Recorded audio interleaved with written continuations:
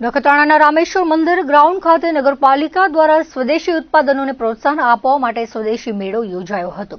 સ્થાનિક વેપારીઓને બળ આપવાના હેતુથી શોપિંગ ફેસ્ટિવલને ખુલ્લો મુકાયો હતો. આ પ્રસંગે ધારાસભ્ય પ્રદ્યુમનસિંહ જાડેજાએ કહ્યું હતું કે નગરજનો સ્વદેશી માલની ખરીદી કરી વિકસિત ભારતને મજબૂત બનાવે.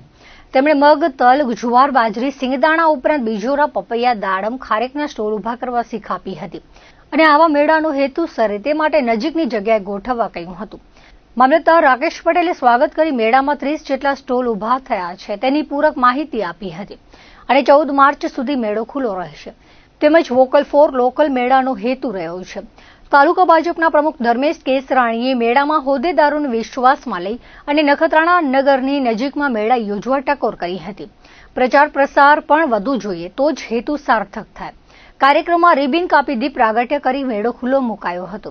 કચ્છી કલાકારો રંગત જમાવી હતી તેમજ મહેમાનોનું સ્વાગત થયું હતું. સાંસદ વિનોદ ચાવડાએ શુભેચ્છા પાઠવી હતી.